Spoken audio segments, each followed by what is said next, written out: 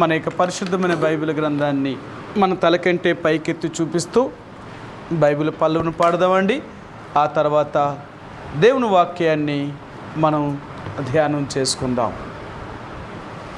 పఠింప శ్రేష్ఠ గ్రంథము బైబుల్, పఠింప శ్రేష్ఠ గ్రంథము బైబుల్, అనుదినము పఠించిన ప్రేమతోడ నడుపును ఓ పఠింప శ్రేష్ఠ గ్రంథము బైబుల్.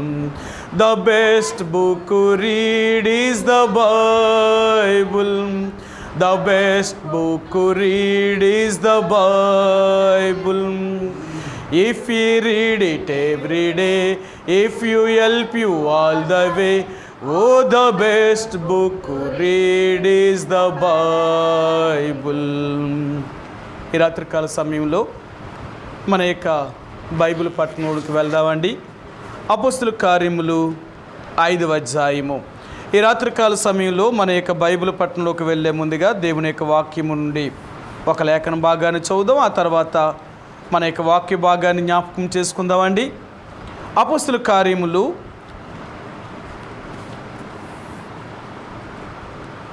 5వ అధ్యాయము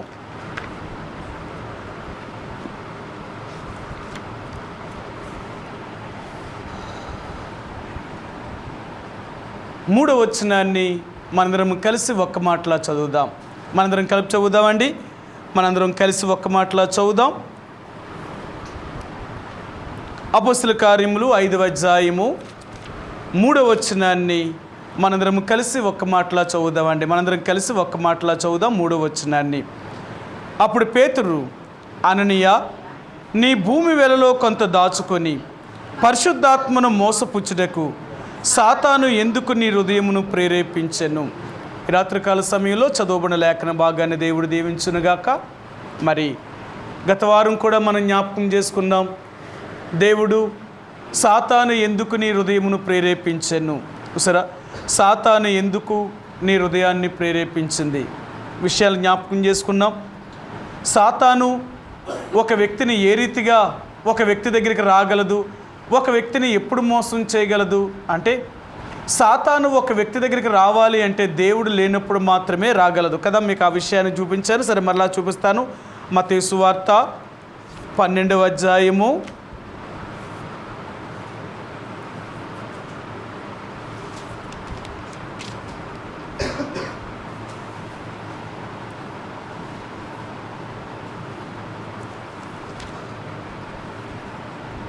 43వ వచనం అండి. 12వ అధ్యాయము 43వ వచనం. అపవిత్రాత్మ ఒక మనిషిని వదిలిపోయిన తర్వాత అది విశ్రాంతి వెదుకుచు నీరు లేని చోట్ల తిరుగుచుండెను. విశ్రాంతి దొరకనందున నేను వదిలి వచ్చిన నా ఇంటికి తిరిగి వెళ్ళేదననుకొని వచ్చి ఆ ఇంట ఎవరినూ లేక అది ఊడ్చి అమర్చి ఉండడు చూచి వెళ్ళి తనకంటే చెడ్డవైన మరి 7 దయ్యములు వెంటబెట్టుకొని వచ్చును. అవి దానిలో ప్రవేశించి అక్కడనే కాపురం ఉండెను. ఒక మనిషి యేసుప్రభువుని అంగీకరించిన తర్వాత సాతాను ఆ వ్యక్తి నుంచి దూరం అయిపోతుంది. తర్వాత ఒకవేళ ఆ మనిషి మరలా దేవుణ్ణి తన హృదయంలో నుంచి దూరం చేసుకోగలిగితే అపవాది మరలా తనలోనికి ప్రవేశించడానికి అవకాశం ఉందండి. అంటే ఒకరు ఉంటే ఇంకొకరు రాలేరు.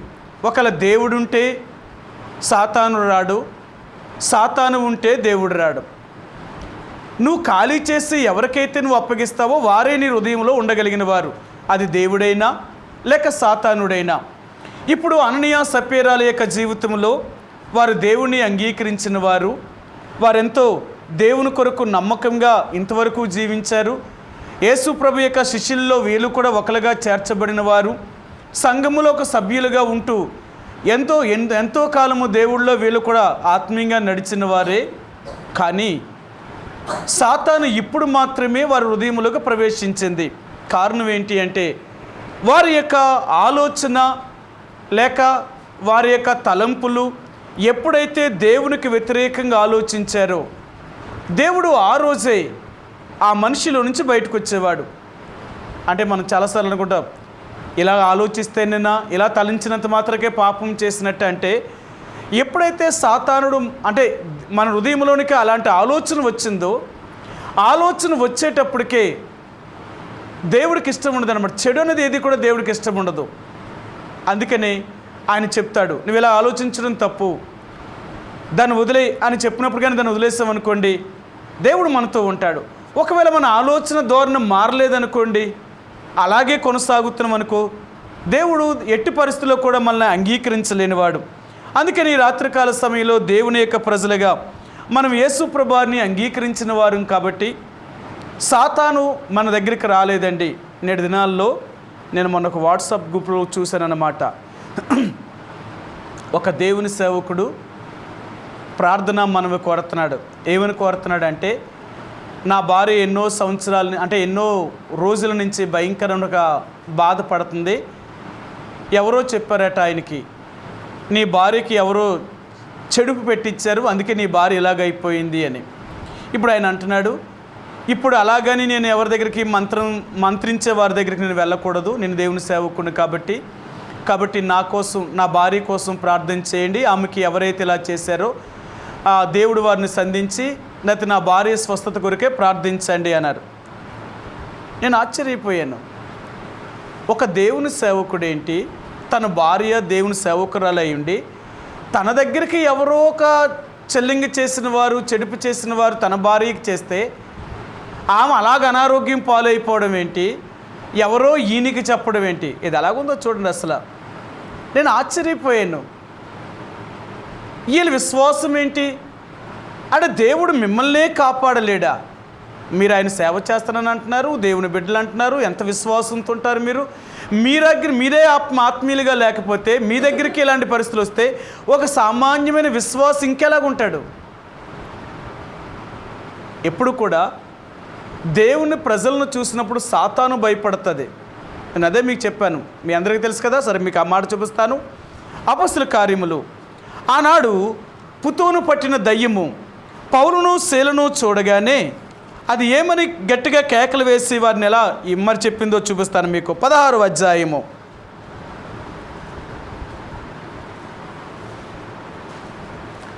అపొస్తలుల కార్యములు 16వ అధ్యాయము 17-18 వచనాలండి. 17-18 వచనాలు. ఆమె పౌలును మమ్మును వెంబడించి, ఈ మనుషులు సర్వోన్నతుడైన దేవునికి దాసులు, వీరు మీకు రక్షణ మార్గము ప్రచురించువారై ఉన్నారని కేకలు వేసి చెప్పెను. ఆమె ఇలాగూ అనేక దినములు చేయుచుండెను గనుక పౌలు వ్యాకులపడి దానివైపు తిరిగి, నీవు ఈమెను వదిలిపొమ్మని యేసుక్రీస్తు నామమున ఆజ్ఞాపించుచున్నానని ఆ దయ్యముతో చెప్పెను. వెంటనే అది ఆమెను వదిలిపోయెను. దయ్యము వారిని చూసి భయపడింది, అంతేకాని దయ్యాన్ని చూసి పౌలు శీలు భయపడలేదు. దయ్యము ఎవరిని పట్టుకుంటుందో తెలుసా? అవిశ్వాసులను పట్టుకుంటుంది. సరే, మీకు ఈ మాట కూడా చూపిస్తాను. అపొస్తలుల కార్యములు, దయ్యము ఎవరిని ఓడించింది, ఎవరిని గెలిచింది అంటే వీరిని గెలిచింది, అంతేగాని దేవుని ప్రజలను ఎప్పుడు కూడా అది గెలవలేదు. చూడండి, మీకు ఆ మాట చూపిస్తాను. ఎందుకంటే ఆనాడు యేసు ప్రభు యొక్క నామములో వీరు దయ్యాలను పోగొడుతున్నప్పుడు వీరు మరి అక్కడ జరిగింది ఏంటంటే, వీరు కూడా దయ్యాలు పోగొట్టాలి అనుకున్నారు. అపొస్తలుల కార్యములు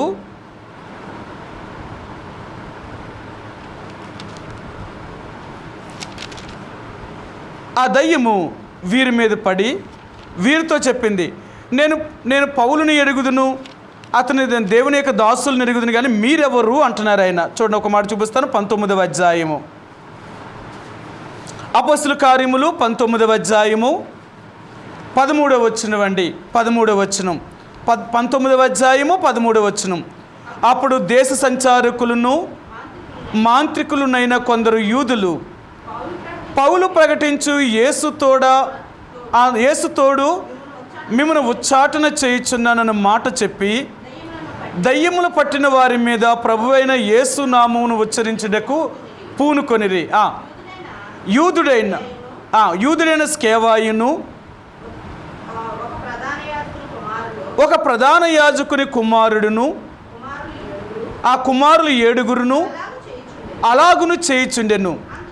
అందుకు ఆ దయ్యము నేను యేసును గుర్తెరుగుదును, పౌలును కూడా ఎరుగుదును గాని మీరెవరని అడుగగా ఆ దయ్యం పట్టిన వాడు ఎగిరి వారి మీద పడి వారిలో ఇద్దరిని లొంగదీసి గెలిచెను. అందుచేత వారు దిగంబరులై గాయములు తగిలి ఆ ఇంటి నుండి పారిపోయిరి.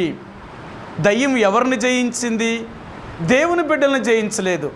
దేవుని నామం పేరిట ఉచ్చాటన చేసేవారు, అంటే బ్రతుకు మారకుండా దేవుని పేరు చెప్పేవాళ్ళు, జీవితం మారకుండా యేసుప్రభువును నమ్ముకున్నామని చెప్పుకుంటూ వాళ్ళ క్రియలు వాళ్ళ బ్రతుకు మారలేనప్పుడు దయ్యం వాళ్ళ దగ్గర రాకపోతే ఇంకెవరి దగ్గరికి వస్తుంది? యేసుప్రభువుని నిజంగా నమ్ముకున్న వారి దగ్గరికి దయ్యం వారిని చూస్తేనే పారిపోద్ది, వారిని చూస్తేనే పారిపోద్దండి. కారణం ఏంటో తెలుసా? దేవుని బిడ్డల దగ్గర ఉన్నంత దైవశక్తి మరి ఇంకెక్కడా లేదు. దేవుని బిడ్డల దగ్గర ఉన్నంత దైవశక్తి ఎప్పుడైతే వీరి దగ్గర ఉందో ఆటోమేటిక్గా దయ్యం మనం ఎవరమో దానికి తెలుసు, దానికి తెలుసు. అందుకని దేవుని ప్రజల దగ్గరికి దయ్యం ఎప్పుడు కూడా రాదండి, ఎప్పుడూ రాదు. వారిని చూస్తేనే పారిపోద్ది. ఇంక అలాంటప్పుడు ఇంక దయ్యం ఎక్కడ ఉంటుంది? కానీ వీళ్ళేం చెప్తున్నారంటే, వీళ్ళే దేవుని సేవను చేస్తూ మాకే దయ్యాలు పడుతున్నాయి, మాకే ఇలా చెల్లంగి పెట్టారు, కాబట్టి ఇప్పుడు మేము మాంత్రికుల దగ్గరికి వెళ్ళాం, మా కోసం ప్రార్థన చేయండి అన్నారు. అసలు నీ దగ్గరికి రావడం ఏంటి? నువ్వు పోగొట్టవలసింది, నువ్వు దైవశక్తిని కలిగి ఉండి అనేకులకి నువ్వే యేసుప్రభువు యొక్క ధైర్యాన్ని చెప్పవలసింది. నీకు ఈ పరిస్థితులు వస్తే ఇక నువ్వెవరో చెప్తావు. అది ఈనాడు క్రైస్తత్వం అనేది. ఈనాడు క్రైస్తవులు సైతము కూడా దయ్యము భయపెట్టగలుగుతుంది. కానీ క్రైస్తవుడు భయపడేవాడు కాదు, ఈ లోకములో దేనికి భయపడ్డావు వాడే క్రైస్తవుడు. అంటే క్రైస్తవుని చూసి భయపడాల లోకం, మనల్ని చూసి భయపడాల. అందుకనే కదా బైబిల్ గ్రంథంలో పౌలుని శీలను చూసినప్పుడు ఆనాడు చాలామంది ఇలా చెప్పారు, అయ్యా భూలోకమును తలకిందులు చేసిన వారు మన ఊరు కూడా వచ్చారు, కాబట్టి మనకు సువార్తను ప్రకటిస్తున్నారు అని వీరందరూ కూడా ఆ మాట చెప్పారు. మీకు చూపిస్తాను. అపొస్తలుల కార్యములు 17వ అధ్యాయము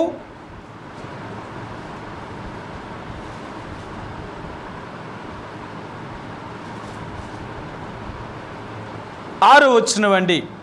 17వ అధ్యాయము 6వ వచనం. అపొస్తలుల కార్యములు 17వ అధ్యాయము 6వ వచనం.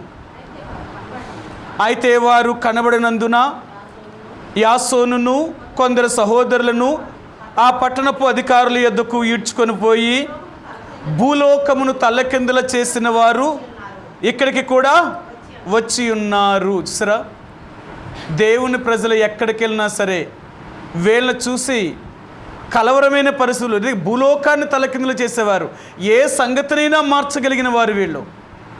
అది దేవుని ప్రజలంటే. అంతేగాని లోకాన్ని వీళ్ళ చూసి భయపడేవారు కాదు. లోకాన్ని చూసి, పరిస్థితులు చూసి, మనుషులు చూసి వీళ్ళ భయపడితే ఇంక వీడు క్రైస్తవుడు ఏంటి? అందుకని బైబిల్ గ్రంథాలు అంటాడు, తునుమాత్రుడగు నరుడికి నువ్వెందుకు భయపడుతున్నావు? ఒక మనిషికి నువ్వెందుకు భయపడుతున్నావు? వారు నిన్నేం చేయగలరు? నిన్నేమైనా చెయ్యాలి అంటే నా జోలికి రావాలి మొదట. నన్ను ఎవరైనా జయించగలిగితేనే ఆ తర్వాత మిమ్మల్ని జయించగలుగుతారు. నన్ను జయించలేని వారు మిమ్మల్ని ఎవరు జయించగలుగుతారు?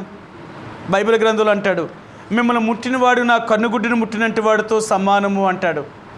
ఇంతగా దేవుడు కాపుదల దేవుని యొక్క ప్రజల చుట్టూ ఉంటున్నప్పుడు సాతానుడు ఎందుకు వారి దగ్గరికి రాగలుగుతాడు? రాలేడు. మరి ఎప్పుడు వస్తాడు అంటే, నువ్వు వాడిని ఆహ్వానించినప్పుడు మాత్రమే నీ దగ్గర రాగలడు. కానీ నీలోనికి నువ్వు ఆహ్వానించలేనంత కాలము సాతానుడు నీ దగ్గరికి రాలేడు. అలాగే అననీయ సప్పేరాలు కూడా సాతానుడికి అవకాశం కలిగించారు, రావడానికి చోటు ఇచ్చారు. వీళ్ళ మనసులో అలాంటి ఆలోచన రాగానే, అలాంటి తలంపులు రాగానే వీళ్ళు ఏం చేశారు అంటే, ఎప్పుడైతే కొంత దాచుకొని కొంత వాళ్ళకి ఇవ్వాలి అనుకున్నారో అలాంటి పరిస్థితుల్లోనే సాతాను వారిలోనికి ప్రవేశించింది. ఎప్పుడు కూడా సాతాను ఎప్పుడు మనిషిని బలపరుస్తుంది? చాలాసార్లు చెప్తాం, దేవుని ప్రజల్ని మరి ముఖ్యంగా పాడు చేసేది ఏంటంటే డబ్బే. అందుకని అన్నాడు, వారు అబద్ధం ఆడాలన్నా, వారు చెడిపోవాలన్నా, వారు మోసం చేయాలన్నా ధనం అనేది చాలా మనిషిని పాడు చేసేది. అంటే లోకంలో ఉన్న మనుషులనే కాదు, దేవుని బిడ్డలను సైతము కూడా పాడు చేసేది. అందుకని అంటాడు, వీరు విశ్వాసముడు తొలగిపోయి నానా బాధల చేత తమ్మును తామే పొడుచుకొని చనిపోయారట విశ్వాసులే. ఎందుకంటే ఈ ధనాన్ని ఆశించడం వల్ల. సరే, మీకు ఆ మాట చూపిస్తాను. అపోస్తలుడైన పౌలు తిమోతికి రాసిన మొదటి పత్రిక 6వ అధ్యాయము, తిమోతికి రాసిన మొదటి పత్రిక 6వ అధ్యాయము 10వ వచనం అండి. 6:10.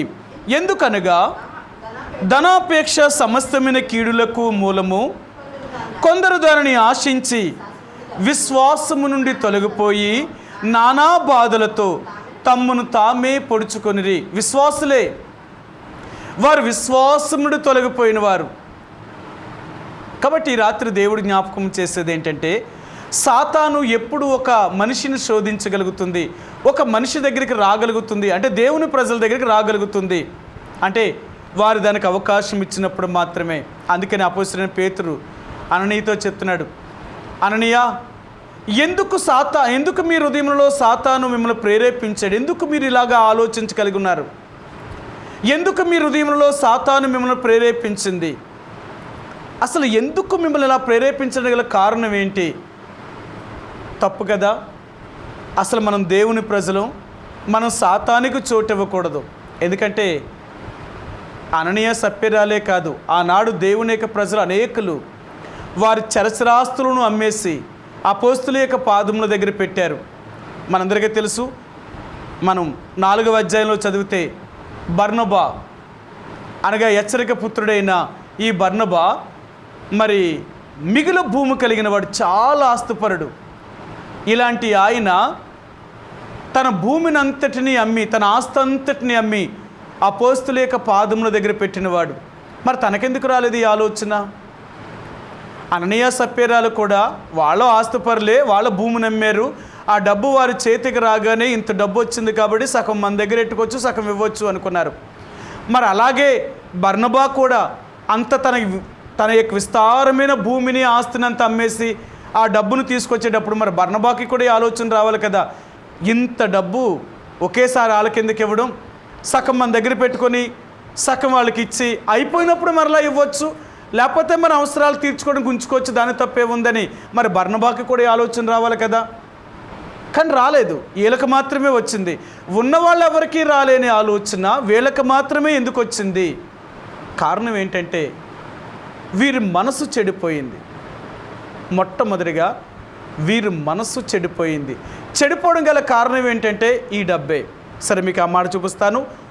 2వ దినవృత్తాంతాల గ్రంథము 26వ అధ్యాయము, 2వ దినవృత్తాంతాల గ్రంథము 26వ అధ్యాయము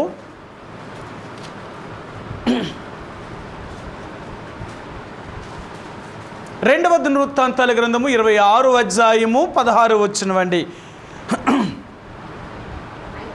అయితే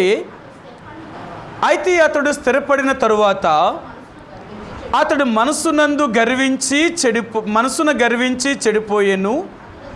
అతడు ధూపపీఠం మీద ధూపం వేయుటకై యెహోవా మందిరములో ప్రవేశించి తన దేవుడైన యెహోవా మీద ద్రోహము చేయగా.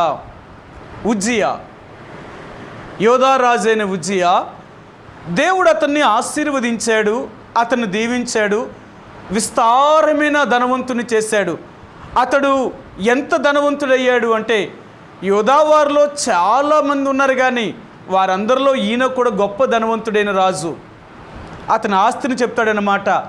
అతడు బహు విస్తారమైన పశువులు కలిగిన వాడు, అతడు బహు విస్తారముగా వ్యవసాయము చేయగలిగిన వాడు, సమస్త జ్ఞానము కలిగిన వాడు ఉజ్జియా. ఇలాంటి ఉజ్జియా ఎప్పుడైతే మనసునందు గర్వించి చెడిపోయాడట, మనసునందు గర్వించి చెడిపోయాడు. మనసున గర్వించి చెడిపోవడానికి గల కారణం ఏంటంటే అతడు స్థిరపడిన తరువాత.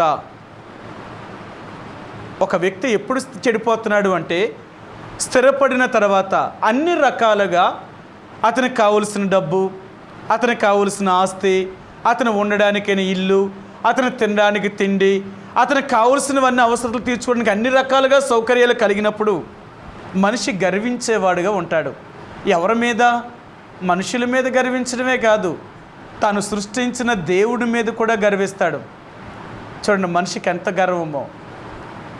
ఈరోజు కొంత సంపాదిస్తేనే మనకింత గర్వం ఉంటే మరి దేవుడైన మన నమ్ముకున్న యేసుప్రభువారు ఈ సర్వసృష్టికి ఆధార సంభూతుడైన వాడు, అంత గొప్ప దేవుడు, ఇంకెంత ఆయన అతిశయించాలంటారు. కానీ మన దేవుడు ఎప్పుడూ కూడా దీనుడుగా తగ్గించుకునే స్వభావం కలిగిన వాడే, కానీ అతిశయించే స్వభావం మన దేవుడి దగ్గర లేదు. ఆయన ఎంతో దీనుడుగా తగ్గించుకునేవాడు. ప్రియ సహోదరి సహోదరుడా, ఈ రాత్రికాల సమయంలో దేవుడు నీకు నాకు జ్ఞాపకం చేసేది ఏంటంటే, మనసునందు గర్వించి, ఉజ్జియా రాజు మనసునందు గర్వించాడు.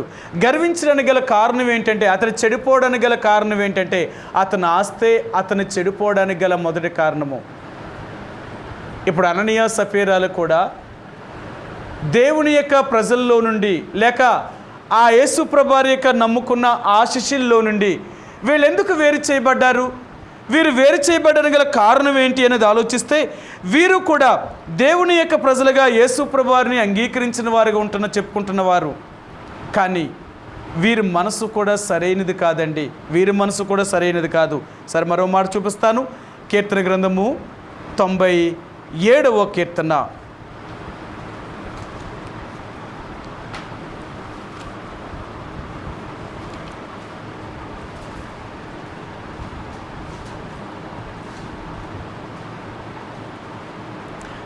97వ అధ్యాయము 10వ వచనమండి. యెహోవాను ప్రేమించు వారులారా, చెడుతనమును అసహించుకొనుడి, తన భక్తుల ప్రాణమును ఆయన కాపాడుచున్నాడు. ఇప్పుడు ఆయన ఏం చెప్తున్నాడు అంటే, యెహోవాను ప్రేమించు వారులారా, చెడుతనమును అసహించుకొనుడి. చెడుతనం అనేది పోవాలా. దేవుడు నమ్ముకున్న దేవుని యొక్క ప్రజలుగా మనలో ఈ చెడుతనమే పోలేనప్పుడు నిజంగా దేవుడు మనతో ఉండలేడు. ఎందుకంటే యెహోవా యందు భయభక్తులు కలిగిన వారు చెడుతనాన్ని అసహించుకుంటారు. యెహోవా యందు భయభక్తులు లేని వారు చెడుతనాన్ని ప్రేమిస్తారు.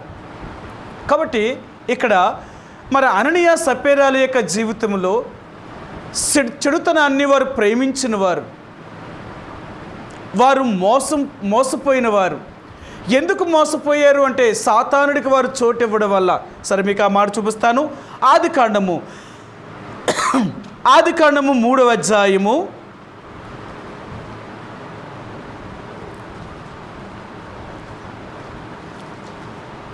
13వ వచనమండి. ఆదికాండము 3వ అధ్యాయము 13వ వచనమండి. దేవుడైన యెహోవా స్త్రీతో, నీవు చేసినది ఏమిటని అడుగుగా, స్త్రీ, సర్పము నన్ను మోసపుచ్చినందున తింటిన నిన్ను. సరే, ఆ స్త్రీ చెప్తుంది, అయ్యా దేవుడు అడిగాడు, ఎందుకు ఇలా చేసావని అడిగితే ఆమె ఏం చెప్తుందండి, అయ్యా సాతాను నన్ను మోసపుచ్చినందున నేను తింటిని. ఒక మనిషి తప్పు చేయాలి అంటే ముందు సాతాను మోసం చేయాలట, కానీ అవ్వక అది మనసులో రాలేదట. బైబిల్ ఏం చెప్తుందంటే, అవ్వ ఆ చెట్టు దగ్గరికి వెళ్ళిన కారణాన్ని బట్టే సాతాను ఆ మనిషిని శోధించింది. ఎప్పుడైనా శోధన ఎప్పుడు వస్తుందంటే, నువ్వు చూసిన దాన్ని బట్టి, విన్నదాన్ని బట్టి, లేక ఈ పరిస్థితులు నువ్వు మాట్లాడిన దాన్ని బట్టి, అంటే ఇలాంటి విషయాలను బట్టి నీ హృదయంలో ఆ కోరిక ఎప్పుడైతే కలుగుతుందో అప్పుడే సాతానుడి నీలోనికి రాగలడు. కానీ అలాంటి ఆలోచనే లేనప్పుడు నీ దగ్గరికి సాతాను రాలేడు. ఇది చాలా ప్రాముఖ్యమైంది. అందుకని అంటున్నాడు, ఎప్పుడు వీరిని మోసం చేసింది? అవ్వ వెళ్ళిన తర్వాతే సాతాను మాట్లాడింది. అంతకాలం సాతాను ఆదాము అవ్వ ఏదేని తోటలో తిరుగుతున్నప్పుడు మరి సాతాను అప్పుడెందుకు మాట్లాడలేదు? పాము దగ్గరికి వచ్చి, లేక పాములో దూరి, రోజు ఏదేని తోటలో తిరుగుతున్నారు కదా, రోజు మాట్లాడలేదు. కానీ ఈరోజే మాట్లాడింది. అంటే వీళ్ళకి ఆ శోధన వచ్చింది స్త్రీకి. ఆదాము నుంచి ఎప్పుడైతే స్త్రీ ఒంటరిగా అయ్యిందో, ఆమె ఎప్పుడైతే ఆ మంచి చెడులతో నుంచి చెట్టు ఫలం దగ్గరికి వెళ్ళిందో, ఆ పండ్లను చూసిందో, ఆమెకు అలాంటి కోరిక కలిగింది. కాబట్టి అప్పుడు సాతానుడు ఆ మనిషిని ప్రేరేపించింది. కాబట్టి ఎప్పుడు మనిషి తప్పు చేయగలుగుతాడు అంటే, ముందు మన ఆలోచనల ద్వారా, మన తలంపుల ద్వారా ఎప్పుడైతే చెడు ఆలోచిస్తామో, చెడు తలస్తామో, అప్పుడే సాతానుడు మన దగ్గరికి రాగలడు. అందుకని గత వారం మీకు చూపించాను, యేసు వారి తలంపులను ఎరిగి, వారి హృదయాలోచనలను ఎరిగాడు ఆయన. ఎందుకు యేసు వారి తలంపులను, వారి హృదయాలోచనను తెలుసుకున్నాడు అంటే, అసలు వీళ్ళ మనసులో ఇలాంటి కోరిక ఎందుకు వచ్చింది, ఇలాంటి ఆలోచన ఎందుకు వచ్చింది, అలా వచ్చిన కారణాన్ని బట్టే దేవుడు వారికి దూరం అయ్యాడు. సరే, ఇంకో మాట కూడా చూపిస్తాను. సాతాను ఎలాగ మనుషుల్ని, లేక మనం ఎలాగ దేవుని విషయంలో తప్పుపోతున్నామో ఆయన చెప్తాడు. సామెతల గ్రంథము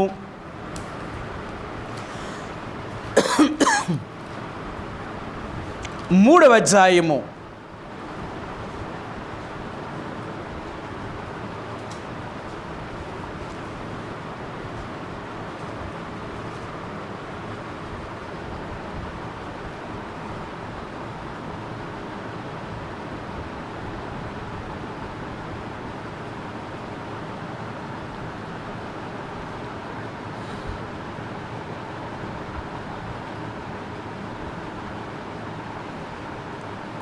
7వ వచనమండి. నేను జ్ఞానిని కదా అని నువ్వు అనుకొనవద్దు, యెహోవా యందు భయభక్తులు కలిగి చెడుతనమును విడిచిపెట్టుము. సరే, ఎంత స్పష్టంగా చెప్తున్నాడో చూడండి. నేను జ్ఞానిని కదా నువ్వు అనుకొనవద్దు. జ్ఞానం లేని వాళ్ళందరూ ఏం చేస్తారట? చెడుతనాన్ని విడిచిపెట్టరట. ఎందుకంటే వాళ్ళకున్న జ్ఞానము, వాళ్ళ తెలివితేటలు ఎలాంటివంటే, వాళ్ళు తప్పు చేసినా దాన్ని తప్పుగా చూపించరు. అంటే అది న్యాయముగానే వారు రుజువు చేయగలరు. అది వాళ్ళ వాదన ఎలాగుంటుంది అంటే, తప్పును సైతము కూడా న్యాయంగా వాదించగలిగిన వారు, న్యాయంగా చూపించగలిగిన వారు. అందుకనను నువ్వు జ్ఞానిని కదా అని అనుకోవద్దు. ఎందుకు అలా అనుకోవద్దు అంటున్నాడంటే, నువ్వు దేవుని యందు భయభక్తులు కలిగి ఉండి నీ చెడుతనాన్ని విసర్జించవచ్చు. అందుకని మీకు చెప్పాను, జ్ఞాని తన కుయుక్తుల్లోనే పట్టబడతాడు.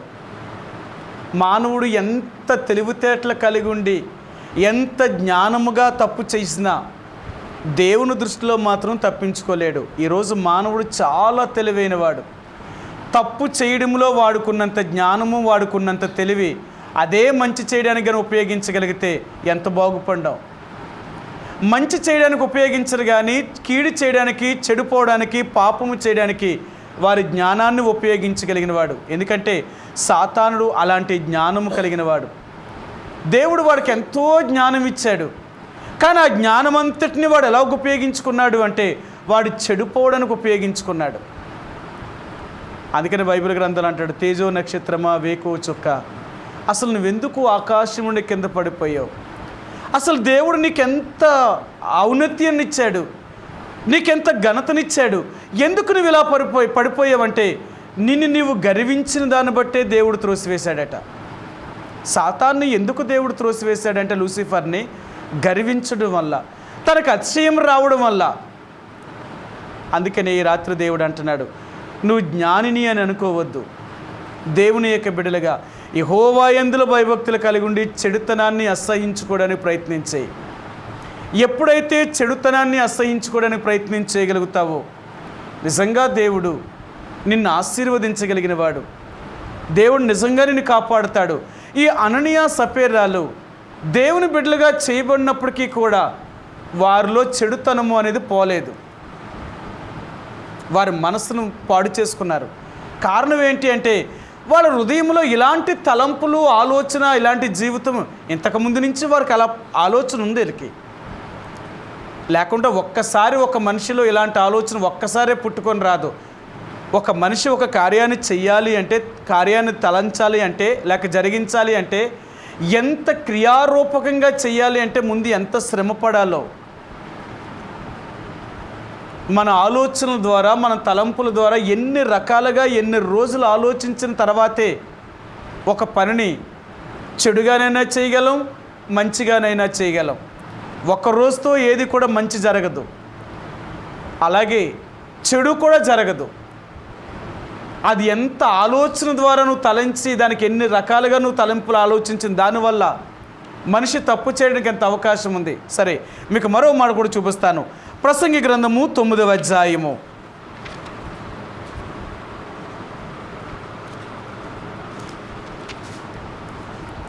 9 3వ వచనం అండి. 9వ అధ్యాయము 3వ వచనం. ప్రసంగి గ్రంథము 9వ అధ్యాయము 3వ వచనం అండి. 9:3. అందరికీ ఒక్కటే గతి సంభవించును, సూర్యుని కింద జరుగు వాటన్నిటిలో ఇది బహు దుఃఖకరము, మరియు నరుల హృదయము చెడుతనముతో నిండి ఉన్నది. వారి బ్రతుకు కాలమంతయు వారి హృదయమందు వెర్రితనముండును, తరువాత వారు మృతుల యొద్దకు పోవుదురు, ఇదియును దుఃఖకరము. సొలొమోను పరిశీలన చేశాడట. ఆయన పరిశీలన చేసి ఆయన ఏం చెప్తున్నాడు అంటే, ఆయన పరిశీలనలో తెలిసింది ఏంటి అంటే, ఆయన అంటున్నాడు నరుల యొక్క హృదయంలో చెడుతనము ఉన్నదట, చెడుతనం ఉందట.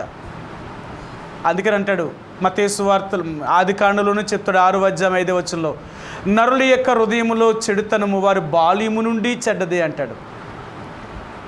మనుషుని యొక్క ఆలోచన, వారి ఊహ అంతా కూడా వారు పుట్టిన దగ్గర నుంచి కూడా ఇలాంటి చెడు ఆలోచించేవారు. అందుకనే మనం చాలాసార్లు చెప్తూ ఉంటాం, వయసులో మనం ఎంత పెద్దోళ్ళమైనా ఆత్మీయంగా నువ్వెంత ఏ స్థాయిలో ఉన్నావు అంటే, బాహ్య శరీరం ముందు పుట్టింది, ఆత్మ తర్వాత మనలోనికి వచ్చింది. అందుకని అంటాడు ఆత్మీయంగా మనం ఎంత పెద్దోళ్ళం అవుతామో అప్పుడే మంచి చెడ్డల్ని వివేచించగలుగుతాం. శరీర సంబంధమైన వారు, వయసు వచ్చిన వారు, తల వెంట్రుకలు నెరిసిన వారికి ఎంత జ్ఞానం ఉంటుందో, అనుభవం ఉంటుందో, ఆత్మీయ జీవితంలో కూడా నువ్వెంత చిన్న వయసులో దేవుని తెలుసుకోగలుగుతావో నీకంత దేవుడిలో దైవ జ్ఞానం అనేది కలుగుతుంది. దేవుడి విషయాల్లో ఎంత నమ్మకంగా ఎంతగా నువ్వు తప్పించుకుంటూ పాపం నుండి నువ్వు కాపాడుకుంటూ దేవుళ్ళో ఆత్మీయంగా ఎదగడానికి నీకెంతో ఉపయోగపడుతూ ఉంటుందన్నమాట.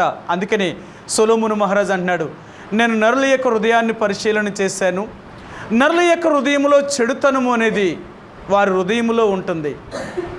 ఈ చెడుతనము వల్ల మానవుడు అనేకమైన చెడు కార్యములు చేయగలుగుతున్నాడు, అనేక రకాలైన చెడు కార్యములు చేయగలుగుతున్నాడు. అందుకనే ఈ అననీయ సపేరాలు దేవుణ్ణి నమ్ముకున్నప్పటికీ కూడా వీళ్ళ మనసులో ఇలాంటి చెడు ఆలోచన అనేది వచ్చిందండి. మోసపూరితమైన ఆలోచన, తలంపులు వీరికి వచ్చాయి. అందుకనే సాతాను వీరిని అలాగ తయారు చేసింది. దేవుని యొక్క బిడ్డలుగా ఈ రాత్రి దేవుడు అంటున్నాడు, నీ ఆలోచన ద్వారా, నీ తలంపుల ద్వారానే సాతాను నీ దగ్గరికి నీలో ప్రవేశిస్తాడే తప్ప, ఈ రెండు నువ్వు చేయకుండా నిన్ను కాపాడుకోగలిగితే సాతాను నీ దగ్గరికి రాలేడు. ఈరోజు మరలా దేవుడు అంటున్నాడు, నువ్వు నిజంగా పాపములో పడకుండా నిన్ను కాపాడుకోగలిగితే సాతాను ఎట్టి పరిస్థితుల్లో కూడా నిన్నేమీ చేయలేడు వాడు. అందుకని బైబిల్ గ్రంథంలో అంటాడు, మనందరికీ తెలుసు, హెబ్రీయులకు రాసిన పత్రిక 12వ అధ్యాయం అంటాడు, సులువుగా చిక్కులు పెట్టు పాపమును విడిచిపెట్టి. పాపము అనేది సులువుగా చిక్కులు పెడుతుందట. ఎలా? పాపం అనేది ఎలాగైనా మనలోనికి రావచ్చు. మన మాటల ద్వారా రావచ్చు, మన క్రియల ద్వారా రావచ్చు, మన నడక ద్వారా రావచ్చు, మన యొక్క చూపు ద్వారా రావచ్చు, మన వినికిడి ద్వారా రావచ్చు. అంటే సాతానుడు ఎలాగైనా మనలోనికి రాగలడు. అంటే మనల్ని ప్రేరేపించడు. అంటే మనలో ఎప్పుడైతే ప్రేరేపించగలుగుతున్నాయో, ఇలాంటి ఆలోచన తలంపు మనకి ఎప్పుడైతే వస్తుందో సాతానుడు ఆటోమేటిక్గా మనలోనికి రాగలుగుతాడు. అప్పుడే వాడు వస్తాడు, అంతవరకు నీకు రాలేడు. ఎందుకంటే మనం దేవుని నమ్ముకున్న వాళ్ళం, మన చుట్టూ దేవుని యొక్క కాపుదల ఎప్పుడూ ఉంటుంది. అందుకని మీ అందరికీ తెలుసు, ఏదేని తోట నుంచి ఆదాముని అవ్వని వెళ్ళగొట్టిన తర్వాత ఏదేని తోట చుట్టూ దేవుడు ఖడ్గజ్వాలను పెట్టాడు. ఆయన ఇంకా ఎప్పుడు కూడా ఆదాము కానీ అవ్వ కానీ వారు పుట్టిన పిల్లలు కానీ ఏదేని తోటలను ప్రవేశించలేకపోయారు. ఎందుకు అంటే ఆ ఏదేని చుట్టూ అగ్నిజ్వాలలు, ఖడ్గజ్వాలలు తిరుగుతున్నాయి అన్నమాట. ఎవరూ ప్రవేశించడానికి అవకాశం లేదు.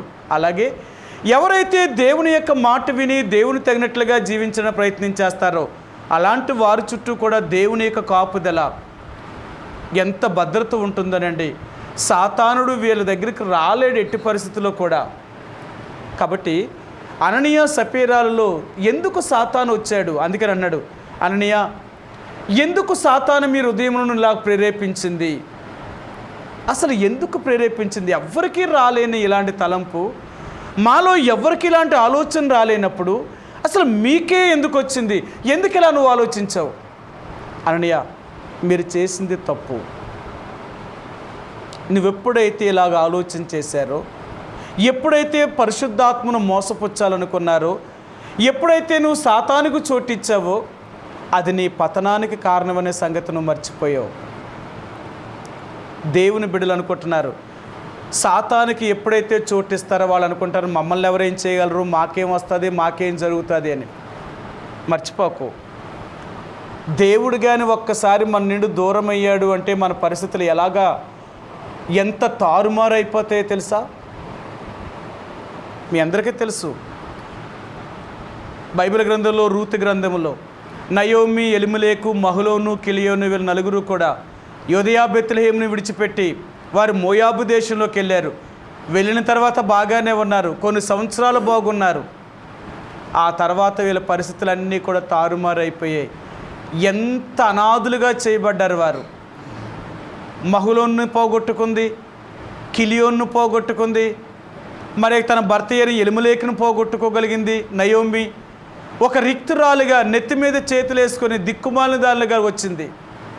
కారణం ఏంటో తెలుసా? అనుకుంది యోదయ బెత్లెహేముని విడిచిపెట్టి వెళ్ళిపోతే నాకేం కొరవ ఉంటుంది అనుకుంది.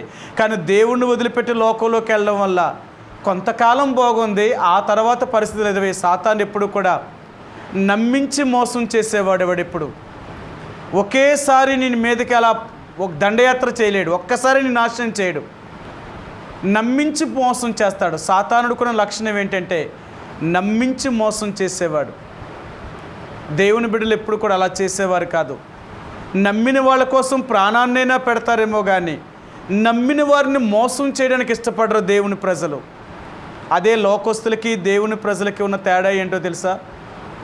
ఒకరిని నమ్మారు అంటే దేవుని ప్రజలు, ఒక మాట ఇచ్చారు అంటే వాళ్ళు ఎంత కష్టమైనా నష్టమైనా భరించగలడానికి ఇష్టపడతారు. లేదా అలాగ చేయలేకపోతే వాళ్ళ వల్ల సాధ్యం కాదంటే వాళ్ళు వెంటనే చెప్తారు ఇది మా శక్తికి మించింది, మా వల్ల అవ్వద్దు అని. కానీ ఇస్తాను అని కానీ మోసం చేస్తుందని నమ్మించి కానీ ఎప్పుడు ఒకళ్ళు బాధ పెట్టరు. అది సాతానుడి యొక్క లక్షణం. కాబట్టి ఈ రోజున దేవుడు మనకు జ్ఞాపకం చేసేది ఏంటంటే అననీయ సప్పేరాల ద్వారా ఈరోజు నువ్వు నేను నేర్చుకోవాల్సింది ఏంటంటే సాతాను ఎందుకు మీ హృదయమును ప్రేరేపించెను? అసలు సాతాను ఎందుకు మీ హృదయాన్ని ప్రేరేపించింది? అసలు ప్రేరేపించడానికి గల కారణం ఏముంది? సాతాను మిమ్మల్ని అలా ప్రేరేపించింది అంటే మీరు దానికి అవకాశం ఇవ్వడం వల్లే. అననీయ, ఇంతమంది దేవుని కుటుంబముగా జీవిస్తున్న మా మధ్య ఎవ్వరికీ ఇలాంటి ఆలోచన రాలేదు, నీ ఒక్కడికే వచ్చింది ఈ ఆలోచన అంటే ఎంత చెడుగా నువ్వు ఆలోచించావు, ఎంత చెడుగా నువ్వు తలించావు. సాతాను ఎందుకు నిన్ను ఇలా ప్రేరేపించడానికి గల మొదటి కారణం ఇది. కాబట్టి కారణం ఏంటి అంటే అననీయ యొక్క జీవితంలోనికి, సప్పీరా యొక్క జీవితంలోనికి వీళ్ళ తలంపులు ఆలోచనల ద్వారా ఎప్పుడైతే వీళ్ళు దారి తప్పారో సాతాను వీరిని ప్రేరేపించడానికి ప్రయత్నం చేసిందండి. అందుకనే వీరి జీవితంలో సాతానుడు ప్రవేశించి ఆఖరికి వీళ్ళని ఏం చేశాడంటే చనిపోయేలాగా చేశాడు. మీ అందరికీ తెలుసు, సాతానుకి ఎవరైతే చోటిచ్చారో చోటిచ్చిన వారిని ఎవరిని సాతాను అంత తేలికగా వదలలేదు, ఎవరిని వదలలేదు. అపవాదికి చోటిచ్చిన ప్రతి ఒక్కరిని కూడా సాతాను బ్రతకనివ్వలేదండి, బ్రతకనివ్వలేదు. ఎందుకంటే వాళ్ళు బ్రతికితే మళ్ళీ దేవుడి దగ్గరికి వెళ్తారు. వాళ్ళు బ్రతకకుండా ఉండడం కొరకు వాళ్ళతోటే చంపించుకునేలాగా చేసింది సాతానుడు. అంత తెలివైనవాడు. ఎందుకంటే మనం ప్రాణము తీసే అధికారం సాతానుడికి లేదు కాబట్టి మన ప్రాణాన్ని మనతోటే తీయించుకునేలా చేస్తుంది అది. అందుకని చాలాసార్లు చెప్తూ ఉంటాం, దేవుని బిడ్డ అనేవాడు ఎప్పుడు కూడా ఆత్మహత్యను చేసుకోడు, తనంతట తాను చంపుకోడు. ఎందుకు చంపుకోడు అంటే తన ప్రాణాన్ని తీసుకునే అధికారం తనకు లేదు. తన ప్రాణము దేవుడిచ్చాడు, ఆ ప్రాణాన్ని దేవుడే తీసుకోవాలా తప్ప ఈ లోక నుంచి మరలా మనం తీసుకోవాలి తప్ప మన ప్రాణాన్ని మనం ఎప్పుడూ కూడా తీసుకోవడానికి ప్రయత్నించేవు. అలా తీసుకున్నాము అంటే మనం పరలోకాన్నే పోగొట్టుకుంటాం. ఆత్మహత్య చేసుకున్న ఏ క్రైస్తవుడు కూడా పరలోకం చేరడండి. అది బైబిల్ ప్రకారంగా నిజం. ఎవరు చేరు. అందుకని దేవుని ప్రజలు ఎన్ని కష్టాలని, బాధల్ని, శ్రమల్ని, వ్యాధినైనా చచ్చిపోయేదాకా భరిస్తాడేమో కానీ తను చనిపోవడానికి మాత్రం ప్రయత్నించాడు. అలాగ చేశాడు అంటే వాడు క్రైస్తవుడే కాదు. సాతాను వారిని చనిపోవడానికి ప్రేరేపిస్తుంది. అననీయ సపేరా యొక్క జీవితంలో ఎంత దూరం తీసుకెళ్ళిందో. ఎందుకంటే ఆ రోజుల్లో దేవుని యొక్క భయము అనేది వారందరికీ వచ్చేసిందనమాట. దేవునికి వ్యతిరేకంగా ఏ తప్పు చేసినా వెంటనే పరిహాసం వచ్చేదండి. మీకు ఆ మాట చూపిస్తాను. అపొస్తలుల కార్యములు ఇక్కడే మనం రాయబడింది 5వ అధ్యాయము.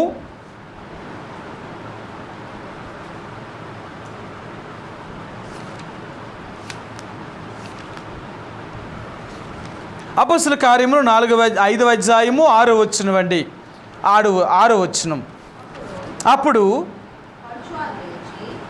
సిస్టర్ గారు ఒక్క మాట చూడండి. 5వ వచనం అండి. 5వ వచనం. అననీయ ఈ మాటలు వినుచూనే ప్రాణము విడివగా వినిన వారికి అందరికీ మిగులు భయము కలిగెను. ఆ మాట వినగానే భయం కలిగింది. సరే, ఏమని చెప్పారు? ఎందుకు నువ్వు ఇలా మోసం చేసావు, నువ్వు చేసిన తప్పు అని చెప్పగానే అననీయ వెంటనే పడి ప్రాణం విడిచాడట, చచ్చిపోయాడంటే. ఎంత భయంకరంగా చూడండి. అతను చావును అతను ఎలా తెచ్చుకున్నాడో. అందుకని అంటాను, చిన్న చిన్నవే కదా పెద్ద ఏం చేస్తాయి అనుకున్నారు. బైబిల్ గ్రంథంలో అబద్ధము కూడా దేవుని దృష్టిలో పెద్ద నేరముగానే దేవుడు ఎంచాడు. అబద్ధం అనేది చిన్నగా ఎంచలేదు దేవుడు. మనం అనుకుంటాం అబద్ధమే కదా అనుకుంటాం. చిన్న అబద్ధం చాలండి మన ప్రాణాన్ని పోగొట్టుకోవడానికి. అందుకని అంటాడు కదా, పరలోక రాజ్యంలో చేరకపోవడం గల కారణం ఏంటంటే అబద్ధం ఆడేవాళ్ళు. మన దృష్టిలో అబద్ధాలు చిన్నవే. అసలు మన దృష్టిలో ఎలాంటి వారు అంటే అబద్ధాలను అసలు లెక్కే చేయం. అబద్ధాలను అలా ఆడుకుంటూ పోతానే ఉంటాం జీవితంలో. కారణం ఏంటంటే అబద్ధం ఆడకుండా మనం బ్రతకలేము. అబద్ధం ఆడితే తప్పేముంది, అలవాటు అయిపోయింది. చిన్నప్పటి నుంచి అబద్ధాలు ఆడి ఆడి ఆడి ఆడి ఈ అబద్ధాలు ఆడడంలో మనకు అలవాటు అయిపోవడం వల్ల అబద్ధం అసలు అబద్ధంలాగా మనకు అనిపించదు. ఈరోజు లోకంలో ఎలాగున్నారంటే ఎన్ని అబద్ధాలను ఆడినా సరే వాళ్ళకి పెద్ద అబద్ధంలా కనపడతలేదు. అంతే, అదంతే అలవాటు అయిపోయింది. లోకంలో ఎవరు అబద్ధం ఆడుకుంటున్నారు? అందరూ అబద్ధాలు ఆడుతున్నారు. ఇంకా అందరూ అబద్ధాలు ఆడుతున్నప్పుడు మనం ఆడడంలో తప్పేముంది? అందరూ అబద్ధం ఆడుతున్నారని మనం కూడా అబద్ధాలు ఆడితే వాళ్ళతో పాటు నరకానికే పోతాం మనం కూడా. ఇంక అంతకంటే దేవుడు ఏమంటాడు? అందుకని దేవుని యొక్క ప్రజలుగా మనం ఎప్పుడూ కూడా మోసపోవడానికి ప్రయత్నం చేయొద్దు. మోసము చేసే పరిస్థితులు మన జీవితంలో వస్తూనే ఉంటాయి, కానీ దానికి చోటు ఇవ్వద్దు. సరే, మీకు ఈ మాట కూడా చూపిస్తాను. దేవుడు ఏం చెప్తున్నాడో చూపిస్తాను మీకు. మత్తయి సువార్త 24వ అధ్యాయము.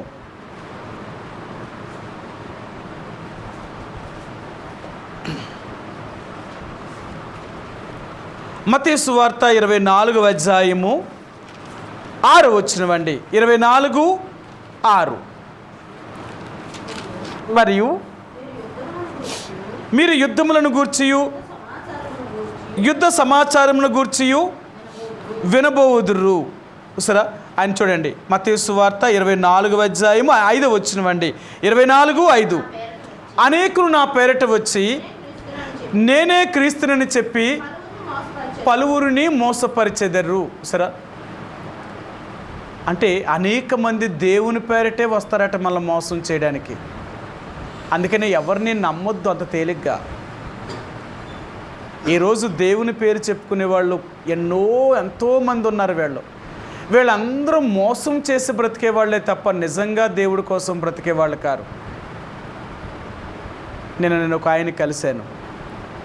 వాళ్ళ ఆవిడ ఆయన గురించి చెప్తుంది, అయ్యా ఈయన చచ్చిపోయి బ్రతికాడు. ఆయన సాక్ష్యం చెప్తే నాకే అది నిజంగా ఆశ్చర్యపోయాను. చచ్చిపోయాడే అనుకున్నారు, ఎవరో బతుకుతాడని ఊహించలేదు. కానీ అలాంటి వ్యక్తి ఆ రోజు రాత్రి దేవుడి దగ్గర ఏడ్చాడట. దేవుడా, యేసు ప్రభువా, నిజంగా నేను బ్రతకాలి అనుకుంటే నా ప్రాణాన్ని కాపాడు, లేదా నన్ను చంపే. నేను ఈ బాధ భరించిన అప్పటికే 6 నెలల నుంచి మంచం మీద ఉన్నాడన్నమాట. లేవలేని పరిస్థితిలో ఏమీ తినలేకపోతున్నాడు. తినది అరుగుతా లేదు. ఒక్క నీళ్లు మాత్రమే, లేక వేపుడు జావులాంటి నీళ్ళు లాంటిది మాత్రమే, గెంజి లాంటిది మాత్రం తాగాడట 6 నెలలు. ఎప్పుడు ఈ 6 నెలల్లో మంచం మీద నుంచి తన అంతటా తాను లేచి కూర్చోలేదట. ఎంత బాధ అనుభవించాడట. ఒకరోజు రాత్రి తన దేవుడి దగ్గర చాలా ఏడ్చాడట. ప్రభువా, ఇంతకాలం నేను నిన్ను నమ్ముకోలేదు, దుర్మార్గుడిని, నీ గురించి తెలిసినప్పటికీ కూడా నీకు వ్యతిరేకమైన జీవితాన్ని జీవించాను, నన్ను క్షమించు అని ఏడ్చి చెప్పాడు. ప్రభువా, చంపేస్తే నన్ను తీసుకెళ్ళిపో, లేదా నేను బ్రతకాలనుకుంటే నన్ను బ్రతికించు అని ప్రార్థన చేశాడట. నిజంగా అద్భుతంగా ఆయన అలాగే చెప్పిన ఆయన ఉదయం తన అంతటి లేచి తానే మంచం మీద కూర్చొని గోడకు జారబడి కూర్చున్నాడట. ఇంట్లో అందరూ ఆశ్చర్యపోయారట. ఈ 6 నెలలు లేవలేని వ్యక్తి ఎలా లేచి కూర్చున్నాడు? అప్పుడు అడిగాడట, నాకు ఆకలి వేస్తుంది, నాకేమైనా ఉంటే పెట్టండి అంటే వెంటనే వాళ్ళకి వండి పెట్టారట. అలాగా ఆయన చావు బ్రతుకుల్లో నుంచి బయటకు వచ్చాడు. బ్రతికిన తర్వాత ఆయన దేవుడు మందిరానికి వెళ్ళాలనే ఆలోచన కలిగి చాలా మందిరాలకి వెళ్ళాడట. కానీ ఎక్కడికి వెళ్ళినా చెప్పేవాళ్ళే సరిగా లేదట, చెప్పేవాళ్ళు సరిగా లేరు, గుడికెళ్ళి వినేవాళ్ళు జీవితాలు మారలేదట. చూసి ఇంకెలాంటి వాళ్ళ దగ్గరికి వెళ్తే మనమేం నేర్చుకుంటాం? వద్దు, వీళ్ళ దగ్గరికి వచ్చి మనం చెడిపోయే కంటే మనం దేవుళ్ళలో మనం ఉండడం మంచిది. ఇంటి దగ్గర ఉండేనా నేను దేవుడు నా మనసులో ఉండి నేను దేవుని కలిగి ఉంటానేమో తప్ప ఎలాంటి వాళ్ళ దగ్గరికి వెళ్ళనని ఉండిపోయాడు ఆయన. సరే, నేను ఆయన కలిసానన్నమాట. కలిస్తే ఆయన ఇలా చెప్పాడన్నమాట. చెప్పిన తర్వాత ఆ ఆవిడ ఏం చెప్పిందంటే, మందిరానికే వస్తా లేదు బాబు, ఇది పరిస్థితి అని చెప్పింది. అప్పుడు ఎప్పుడైతే ఆమె పరిస్థితి ఇలా చెప్పిందో నేను అన్నాను, మరి ఎందుకు మందిరానికి వెళ్తా లేదంటే ఇలా చెప్పాడు. నేను అన్నాను, వాళ్ళ కోసం కాదు కదా నువ్వు మందిరానికి వెళ్ళేది, దేవుడి కోసం కదా, నువ్వు దేవుడి కోసం వెళ్ళాలి అంటే, నిజమే నేను దేవుడి కోసం వెళ్తాను, అక్కడ సరిపడే వాక్యం అన్నా చెప్పాలి కదా, నాకు ఆ దేవుడు వాక్యం అన్నా నా హృదయంలో సంధించాలి కదా, దేవుని వాక్యము కూడా నా హృదయంలో సంధించలేనప్పుడు నేను ఎలాగెళ్తాను నేను?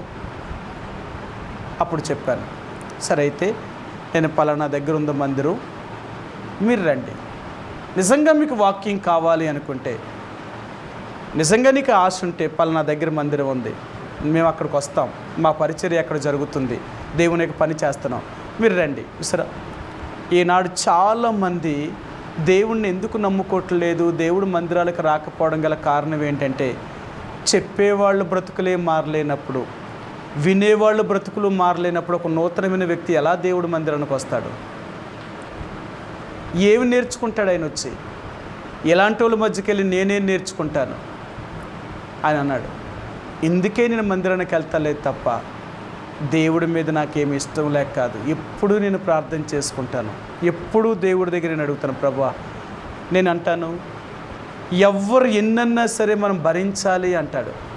ఆయన చెప్తున్నాడు, మనల్ని ఎవరైనా తిట్టినా సరే మనం నోరెత్తకుండా మౌనంగా ఉండాలి, అది దేవుని బిడ్డలంటే. నేను నేర్చుకున్నాను అలాగా. నేనేదో గుడికెళ్ళి నేర్చుకోలేదు, నేను దేవుడి దగ్గర నేర్చుకున్నాను. నేను దేవుడే నాకు ఇలా నేర్పించాడు. అర్థమైందా? అందుకని అంటున్నాడు, పలువురు దేవుని పేరు చెప్పే మోసం చేసేవాళ్ళు. ఇలాంటి మోసకరమైన పరిస్థితిని తప్పించుకోవాలి అంటే మన హృదయాన్ని మనం ఎంత కాపాడుకోవాలి. సాతాను ఎలాగైనా ఎవరి ద్వారానైనా మన మీదకి రాగలడు. సరే, ఇక్కడే మరలా మీకు చూపిస్తాను. 24వ అధ్యాయము 11వ వచనం. 11వ వచనం, అనేకులు అబద్ధ ప్రవక్తలు వచ్చి పలువురిని మోసపరిచెదరు. చూసారా, అనేక మంది అబద్ధ ప్రవక్తలు వచ్చి పలువురిని మోసపరుస్తారు. మోసం చేసేవాళ్ళు ఎక్కువైపోతున్నారు. ఈనాడు చివరి దినాల్లోకి వచ్చేసాం మనం. ఎంత మోసం చేసేవాళ్ళు ఎక్కువైపోయారంటే, అదే దేవుడి పేరు చెప్తున్నారు, అదే దేవుని సేవ అంటున్నారు, కానీ వాళ్ళు చేసే సేవ అంతా ధనము కొరకు, డబ్బు కొరకు, ఆస్తి కోసమే చేస్తున్నారే తప్ప నిస్వార్థంగా దేవుని కొరకు సేవ చేసేవాళ్ళు లేరండి. అందుకని అపోస్తలుడైన పౌలు అంటాడు, కొలసీలకు రాసిన మొదటి దశలోనికలకు రాసిన పత్రికలు అంటాడు, మా బోధ ఎప్పుడూ కపటమైనది కాదు, మోసయుక్తమైనది కాదు, ధనాపేక్ష గురించి మేము ఎప్పుడూ బోధించలేదు అంటాడు ఆయన. అసలు ఆ విషయాల్ని వారు ఎప్పుడు కూడా రానివ్వలేదు. కాబట్టి అననీయ యొక్క జీవితంలో ఈ ధనము తన చేతికి రాగానే తన మనసులో ఇలాంటి చెడు ఆలోచన వచ్చింది. ఎంత చెడు ఆలోచన వచ్చింది? సగం దాచుకోవాలి, సగం ఇవ్వాలి అనే ఆలోచన. ఎప్పుడైతే సాతాను ఇతన్ని ఎలాగ ప్రేరేపించిందో, లేక ఇతని మనసులో ఎలాగ ఆలోచన వచ్చిందో, అలా రావడం వల్ల అన్నయ్య యొక్క జీవితంలో మరణం అతని జీవితాన్ని ఎంత త్వరగా కొనిపోయిందో, పాపం వల్ల అతని జీవితాన్ని ఎంత నష్టపరుచుకున్నాడో. అందుకే దేవుడు అంటున్నాడు, నిన్ను ఎవరూ మోసం చేయకున్నట్లుగా చూసుకోవాలి అంటున్నాడు. సరే, ఇంకో మాట ఇక్కడే చూపిస్తాను మీకు. 24 వచనం అండి, 24 వచనం, 24 అధ్యాయము 24 వచనం అండి. అబద్ధపు క్రీస్తులను అబద్ధపు ప్రవక్తలను వచ్చి సాధ్యమైతే ఏర్పరచబడిన వారిని సైతము మోసపరచుటకై సూచక క్రియలను మహత్కార్యములను కనపరచెదరు. అవసరమైతే ఏర్పరచబడిన వారిని సైతము కూడా మోసం చేయడానికి అనేకమైన సూచక్రియలను మహత్కార్యాలను చేస్తారట. అందుకనే దేవుని యొక్క ప్రజలు సూచక్రియలను కానీ మహత్కార్యాలను చూసి ఎప్పుడు ఇలా మోసపోయేవారు కాదు. ఎందుకంటే సాతానుకు కూడా శక్తి ఉంది కదా. ఆనాడు మోషే ఐగుప్తు దేశంలోకి వెళ్ళి కర్రను కింద పారితే కర్ర పాము అయింది. అప్పుడు ఐగుప్తీలు కూడా చేశారు కదా. వాళ్ళ మంత్రజ్ఞులు కూడా కర్రల కింద పాడేసినప్పుడు వాళ్ళ కర్రలు కూడా పాము అయ్యాయి. కానీ ఎవరి కర్ర, ఏ పాము కూడా మోషే పామును మింగలేదు. కానీ మోషే యొక్క కర్ర ఆ పాము వాళ్ళ పాములను మింగేసింది. రెండవది, నీళ్ళు రక్తంగా మార్చారు, వీళ్ళు కూడా నీళ్ళను రక్తంగా మార్చారు. కప్పలను చేశాడు మోషే, వీళ్ళు కూడా కప్పలు చేశారు. సాతానికి శక్తి చూడండి, వీళ్ళు చేయగలుగుతారు. అందుకనే అనేక మంది అబద్ధ ప్రవక్తలు అనేకమైన మహత్కార్యాలు సూచక్రియలు చేయగలుగుతారు. అలా చేసినంత మాత్రాన కూడా ఏర్పరచబడిన వారు నమ్మరు. ఎందుకంటే ఈ సూచక్రియల వల్ల, మహత్కార్యాల వల్ల ఒక బ్రతుకు మారదు. ఒక జీవితం మారాలి అంటే ముందు మారు మనసు యొక్క అనుభవంలోనికి రావాలా. మారు మనసు యొక్క అనుభవంలోనికి రావాలి అంటే దేవుని వాక్యాన్ని వాళ్ళకి బోధించాలా. వాక్యం ద్వారా ఒక వ్యక్తి మారగలడేమో కానీ సూచక్రియల వల్ల, మహత్కార్యాల వల్ల మారడు. సూచక్రియలు మహత్కార్యాల వల్ల ఏంటి, అప్పటికప్పటికి ఆ మనిషికి నమ్మకం కలిగినట్టు ఉంటుంది. కానీ ఆ కొన్ని రోజుల తర్వాత మరలా వారు లోకంలోకి వెళ్ళిపోతారు. వాళ్ళ జీవితంలో అద్భుతాలు జరగలేదనుకోండి, వారు అనుకున్న కార్యాలు జరగలేదనుకోండి, ఏదో అప్పుడు జరిగింది అలా అదృష్టశాత్తు, ఇప్పుడు జరగలేదు కదా, ఇప్పుడు లేడు కదా దేవుడు. నిజమే కదా. ఇందాక నేను ఫోన్లో మాట్లాడుతూ ఒక అక్కగారు మాట్లాడుతున్నారు. మాట చెప్పింది, మరి నా యొక్క కుటుంబంలో రోమన్ కథోలిక్ బ్యాక్గ్రౌండ్ కలిగిన వాళ్ళు ఉన్నారు. వాళ్ళు ఎలాంటి వాళ్ళు అంటే, ఏదైనా కార్యం జరిగిందనుకో, వాళ్ళు ఎప్పుడు కూడా శుక్రవారమే ఎక్కడికైనా ఏదైనా వాళ్ళకి కార్యం జరగాలంటే ఇలాంటివి పెట్టుకుంటారట. శుక్రవారం మనం శుక్రవారం రోజున వెళ్ళడం వల్లే మనకి ఇలా ఉద్యోగం వచ్చింది, మనం ఇలా శుక్రవారం ఇలా చేయడం వల్లే మనకి ఇలా జరిగింది, మనకు అన్నీ మంచి ఎప్పుడు జరుగుతుందంటే శుక్రవారం, ఈ రోజు వల్ల మనకి ఇలా జరిగింది, ఈ రోజు మనకు కలిసి వచ్చింది అంటారట. ఇంకా వాళ్ళ క్రైస్తవులు ఏంటి, అదే వాళ్ళ భక్తి. దేవుడు వల్ల కలిగిందని చెప్పరట. మనకు ఆ రోజు కలిసి వచ్చింది, ఆ సమయం కలిసి వచ్చింది, లేకపోతే అక్కడ ఉన్న పరిస్థితుల వల్ల మనకి ఇలా జరిగింది అంటారట. అక్కడ పరిస్థితులు బాగోకపోతే, జరగలేదంటే ఆ దేవుడి వల్ల జరగలేదు, అది జరిగిందంటే పరిస్థితుల వల్ల జరిగింది. మనుషులు అలాంటి వాళ్ళు చూడండి, మంచి జరిగితే ఒకలా మాట్లాడతారు, మంచి జరగకపోతే ఒకలా మాట్లాడుతున్నారు. అవిశ్వాసులు ఎప్పుడు కూడా సమయాల్ని, గడియల్ని, రోజుల్ని లెక్కెట్టుకుంటారు. అందుకే కదా ఈనాడు క్రైస్తవులు ఏంటంటే, వీళ్ళు ఏది కావాలన్నా క్రైస్తవులు కూడా ముహూర్తం పెట్టుకుంటున్నారు. ఇదంతా సిగ్గుచేటో చూడండి. వాళ్ళు ఏది చెయ్యాలన్నా ఆ ముహూర్తం లేకుండా అది వీళ్ళు చేయరు. మొన్న ఒకళ్ళ దగ్గరికి వెళ్తున్నారు అంటేనంట, వాళ్ళ టైం ఇన్ని గంటలకు వెళ్ళాలని చెప్పారట, అది దాటకూడదట, ఆ లోపలికి వెళ్ళిపోవాలట. నేను అన్నాను, వీళ్ళేం క్రైస్తవులు, ఆడెవడో చెప్పిన ముహూర్తానికి నువ్వు వెళితే ఇక నువ్వు దేవుని బిడ్డవేటి? ముహూర్తాల వల్ల, రోజుల వల్ల, నెలల వల్ల, సమయాల వల్ల నీకు మంచి జరగదు. నువ్వు నమ్ముకున్న దేవుడి వల్ల జరుగుతుంది మంచి. నీకు అర్థమైందా? నువ్వు నమ్ముకున్న దేవుడి వల్ల జరుగుతుంది. ఆ దేవుడు నీ పక్షంగా ఉంటే అన్నీ మంచి జరుగుతుంది. అందుకన్నాడు, ఏర్పరచబడిన వారిని సైతం మోసం చేయడానికి అనేక మంది సూచక్రియలని, మహత్కార్యాలని చేస్తారట. కానీ దేవుని ప్రజలు అనేవారు నమ్మరు వీటన్నిటినీ కూడా. ఇలాంటి ఆటల వల్ల మారవండి మనిషి. దేవుని వాక్యము ద్వారా మనిషి మారతాడు, దేవుడు ద్వారా ఒక మనిషి మారతాడు తప్ప సూచక్రియలు జరిగినంత మాత్రానికి, అద్భుతాలు జరిగినంత మాత్రానికి మారిపోయేలాగుంటే ఆనాడు యేసుప్రభువు ఎన్ని అద్భుతాలు చేశాడు, ఎంతమంది మారారు? కొన్ని వేల మంది ఆయన కూడా వెంబడించారు, కానీ అందులో ఏ ఒక్కడూ మారలేదు. యేసుప్రభువు అన్నాడు, మీరు అందరూ నన్ను ఎందుకు వెంబడిస్తున్నారంటే రొట్లు దొరుకుతున్నాయి కాబట్టి నన్ను వెంబడిస్తున్నారు, ఏదో అద్భుతాలు జరుగుతున్నాయి కాబట్టి నా దగ్గరికి వచ్చారు. ఇవే కానీ జరగకుండా ఆగిపోయి అంటే మీరు ఎవరు నా దగ్గరికి రారు. అర్థమైందా? అందుకనే దేవుడు అంటున్నాడు, ఏర్పరచబడిన వారిని సైతము కూడా సాతాను మోసము చేసేవాడు. అందుకని దేవుడు అంటాడు, జాగ్రత్త, మోసములో పడ్డానికి నువ్వు అవకాశం ఇవ్వద్దు. ఎప్పుడంటే మోసపోయే పరిస్థితులు నీలోకి వస్తేనే వాడు నిన్ను మోసం చేయగలడు. మోసం చేసే పరిస్థితులు నీలో రానున్నప్పుడు నిన్ను అలా మోసం చేయగలుగుతాడు. కాబట్టి దేవుని యొక్క ప్రజలుగా మన ఆలోచనల ద్వారా కానీ, మన తలంపుల ద్వారా కానీ సాతానుడు ఈ లోకంలో ఉన్న పరిస్థితుల వల్ల మనలోనికి రాకుండా మనం చాలా జాగ్రత్త కాపాడుకోవాలి. ఎందుకంటాడు, ఈ హృదయం అనే తలుపుని మనం యేసు ప్రభువారి కోసం మాత్రమే తీసాం, ఇక మరలా దేని కొరకు దీన్ని తీయడానికి అవకాశం లేదు. అందుకనే నోవా ఆ ఓడలోని ప్రవేశించిన తర్వాత ఓడ తలుపును దేవుడు బిగించాడట. అవిశ్వాసులైన వారు ఎవ్వరూ కూడా ఆ ఓడలోనికి ప్రవేశించలేకపోయారు. ఇక దేనికి ఆ ఓడలోనికి ప్రవేశం లేదు, వాళ్ళకి తప్ప. ఈరోజు దేవుడు అంటున్నాడు, నీ హృదయంలో నాకు తప్ప ఇంకా దేనికి చోటు ఇవ్వకూడదు. అలాగ నువ్వు చోటు ఇవ్వడానికి ప్రయత్నం చేసావంటే నేను వెళ్ళిపోతాను, సాతాను నీ హృదయంలోకి వస్తాడు. వాడు వచ్చాడు అంటే నీ జీవితాన్ని సర్వనాశనం చేసేస్తాడు. వాడికి బలము చేకూర్చుకున్నంత వరకు కూడా నిన్నేం చేయడు. వాడికి బలము చేకూర్చుకున్నాడంటే ఆ తర్వాత నేను తప్పక మోసం చేస్తాడు. సరే, మీకు ఆ మాట చూపిస్తాను. ఇంకా మోసాన్ని సాతాను ఎలా చేయగలుగుతాడో చూపిస్తాను. కొరింథీయులకు రాసిన మొదటి పత్రిక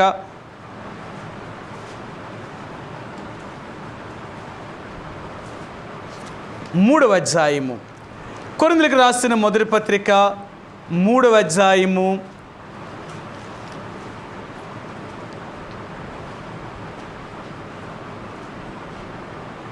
18వ వచనం అండి. 3వ అధ్యాయము 18వ వచనం. ఎవడును తన్ను తాను మోసపరుచుకొనకూడదు. చూసారా, ఇక్కడ దేవుడు చెప్తున్నాడు, ఎవడును తన్ను తాను మోసపరుచుకొనకూడదు. మనల్ని మనమే మోసం చేసుకుంటున్నామంట. ఎలా మోసం చేసుకుంటాం? మనల్ని మనం ఎక్కడ మోసం చేసుకుంటాం? మనల్ని మనమే మోసం చేసుకుంటే మనల్ని మనం నష్టపరుచుకున్నట్టే కదా. నిజమేనండి. చాలాసార్లు అనుకుంటాం, మనం మోసం చేసేటప్పుడట ముందు ఒకరిని మోసం చేస్తామంట. అలాగే మనం మోసం చేయడం ఇలా అలవాటు అయిన తర్వాత కొన్ని రోజుల వరకు మనం అనుకున్నట్టే జరుగుతుందట. కానీ ఆ తర్వాత నుంచి మనల్ని మోసం చేసే వాళ్ళు తయారవుతారట. అంటారు కదా, తలదన్నేవాడు ఉంటే తాడిదన్నేవాడు ఉంటాడట. అర్థమైందా? మనం ఒకళ్ళదంతే వాడు మనదన్నేవాడు ఇంకోరు పుడతాడు. మన తెలివితేటలతో ఎవరినైతే మోసం చేస్తామో అలాగే ఇతరులు కూడా మనల్ని మోసం చేసే వాళ్ళు దేవుడు అప్పగిస్తాడట. ఎప్పుడు పోదండి. అందుకే దేవుడు అన్నాడు, నిన్ను నువ్వు మోసపరుచుకోకుండా నువ్వు చూసుకో. నిన్నెవరూ మోసం చేయకూడదు, నిన్ను మోసపరుచుకోకూడదు. అందుకనే మనల్ని మనం మోసపరుచుకోకుండా ఉండాలి అంటే దేవుని వాక్యాన్ని విన్నట్లుగా మనం జీవించగలిగితే మనల్ని మోసపరుచుకో. యాకోబు రాసిన పత్రిక 1వ అధ్యాయము 21, 22, 23 వచనాలు అంటాడు, మీరు వాక్య ప్రకారము ప్రవర్తించిన వారైతే మిమ్మల్ని మీరు మోసం చేసుకోలేరు అంటాడు. మీరు వాక్య ప్రకారము ప్రవర్తించకపోతే మిమ్మల్ని మీరే మోసం చేసుకున్నారు అంటాడు ఆయన. కాబట్టి దేవుని యొక్క ప్రజలుగా ఈరోజు దేవుడు అంటున్నాడు, అననీయ సప్పేరాలు అలాగే మోసపోయారు, తమ్మును తామే మోసం చేసుకున్నారు.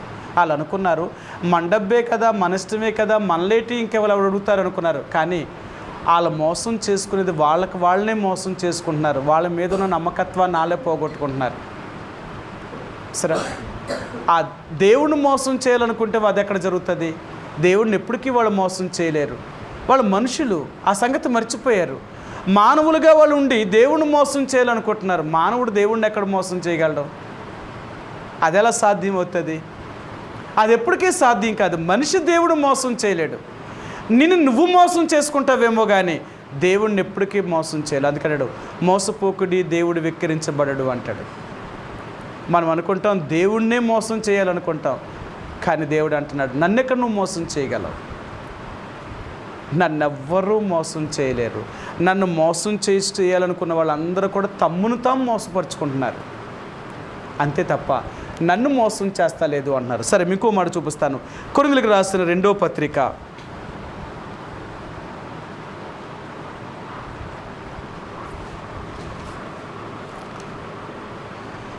11వ అధ్యాయము. కొరింథీయులకు రాసిన 2వ పత్రిక 11వ అధ్యాయము 3వ వచనమండి.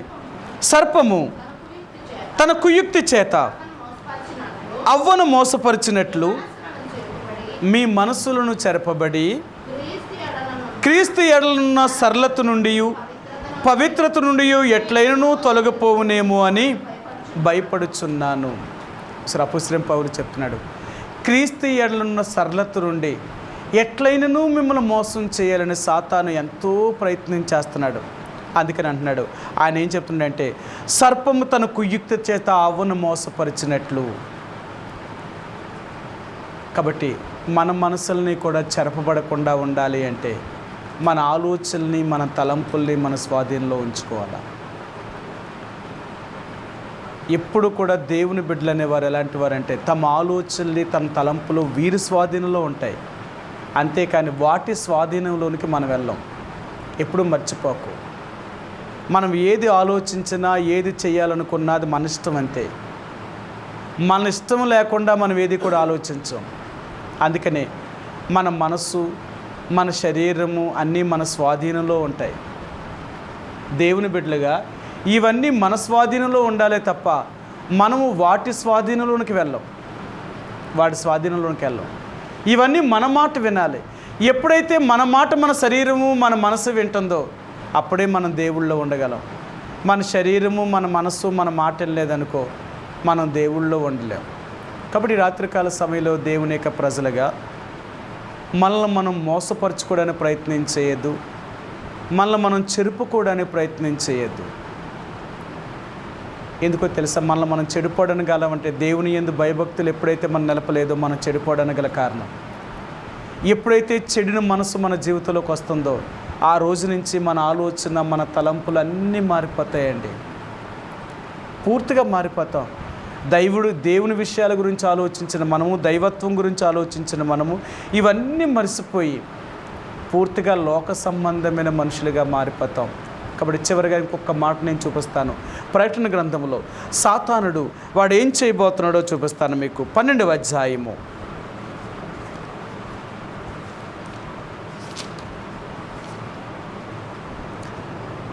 9వ వచనమండి. ప్రకటన గ్రంథము 12వ అధ్యాయము 9వ వచనమండి. సర్వలోకమును మోసపుచ్చుచు అపవాది అనియు సాతాననియు పేరుగల ఆది సర్పము, ఆ మహాగడ సర్పము పడద్రోయబడిను. చూసారా, ఆయన అక్కడ ఒక మాట చెప్తున్నాడు, కాగా సర్వలోకమును మోసపుచ్చు అపవాది. సాతాను సర్వలోకాన్ని మోసపుచ్చుతుందండి. అంటే లోకంలో ఉన్న ప్రతి మనిషిని మోసపుచ్చుతుంది. మోసం చెయ్యాలి అంటే ముందు నమ్మించాల. ఒక వ్యక్తిని నమ్మించకుండా మోసం చేయలేవు. నువ్వు డైరెక్ట్గా ఒక వ్యక్తిని నువ్వు ఒకేసారి మోసం చేయాలనుకుంటే అవతల వ్యక్తి అంత త్వరగా మోసపోయేవాడు కాదు. ఆడు నీలాంటి జ్ఞానే కదా. ముందు నమ్మించి మోసం చేయాల. సాతాను యొక్క తత్వం అది. ఎప్పుడు కూడా సాతాను చేసే పని అంటే నమ్మించి మోసం చేసేవాడు. ఆ స్త్రీతో చెప్పింది ఒకటి, జరిగిన తర్వాత పండు తిన్న తర్వాత జరిగింది ఒకటి. సరే, ముందు తనకు అనుకూలంగా మార్చుకుంటుంది. తర్వాత మనం దానికి అవకాశం దొరికినప్పుడు దానికి మనం ఎప్పుడైతే బానిస అయిపోతున్నామో ఆ తర్వాత మళ్ళీ ఎంత నీచమైన పరిస్థితిలో తీసుకెళ్తుందో. అందుకనే దేవుడు అంటున్నాడు, ఇప్పటికైనా మోసానికి కానీ, చెడుతనానికి కానీ, అబద్ధానికి కానీ చోటివ్వకు.